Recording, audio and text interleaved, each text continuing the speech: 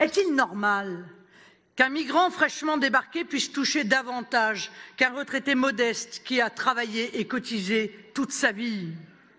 Est-il normal qu'il ait accès à un logement et bénéficie d'un revenu social immédiat ou des soins totalement gratuits lorsque nos compatriotes dans la difficulté sont sans emploi, sans toit ou renoncent à des soins par manque de moyens?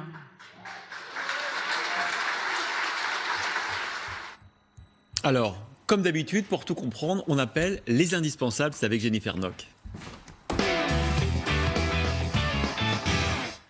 Bonsoir Jennifer. Bonsoir Christophe, bonsoir à tous. Alors est-il vrai, comme le dit Marine Le Pen dimanche, qu'un migrant peut toucher davantage qu'un retraité? Non, c'est faux. Et pour s'en rendre compte, eh bien, on va prendre les deux cas de figure.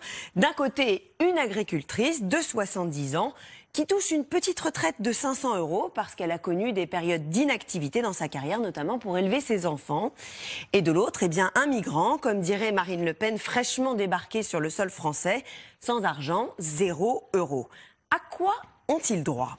Alors l'agricultrice a le droit à sa retraite, 500 € par mois, d'autant plus qu'elle a travaillé et cotisé pour l'obtenir.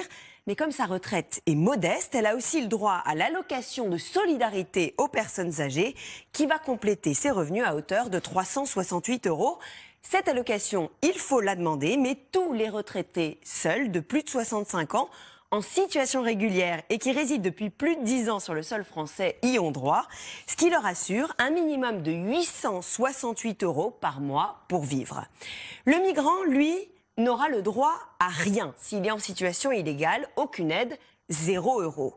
En revanche, s'il fait une demande d'asile, il pourra toucher pendant la période d'instruction de son dossier l'allocation aux demandeurs d'asile, 6,80 € par jour, auquel s'ajoute 7,40 € par jour si aucune place d'hébergement ne lui a été proposée, 14,20 € par jour, soit un total donc de 440 € par mois. C'est le montant maximum qu'il peut toucher. On a donc 868 € d'un côté, 440 € de l'autre, sachant que le demandeur d'asile ne peut toucher aucune autre aide sociale, pas de RSA, parce que pour toucher le RSA, il faut être en situation régulière et même avoir résidé au moins 5 ans en France, pas d'allocation familiale non plus, et pas d'APL, les aides au logement. Et d'ailleurs, eh bien, quels sont leurs droits respectifs en matière de logement? Marine Le Pen l'a abordé aussi. Eh bien, la retraitée, elle peut faire une demande de logement social, alors que le migrant en cours de régularisation n'y a pas accès. Soulignons d'ailleurs que d'après les chiffres de la CIMAD, un demandeur d'asile sur 2 ne se voit proposer aucun logement et touche à la place la fameuse allocation de 7,40 € par jour pour trouver un toit.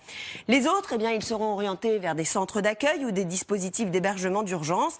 Ces demandeurs d'asile n'ont pas le droit de choisir dans quel centre ou même dans quelle région ils vont être affectés, avec des conditions de logement très variables d'un centre à l'autre, parfois très spartiates, voire limites, comme le dénoncent parfois les associations. Enfin, le dernier point abordé par Marine Le Pen, c'est l'accès au système de soins de santé. Eh bien là, tous les deux y ont droit. La retraitée modeste bénéficiera de la CMU, la couverture médicale universelle.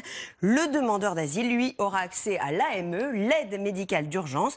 Mais pour cela, il faut qu'il puisse prouver qu'il a passé 3 mois ininterrompus sur le sol français.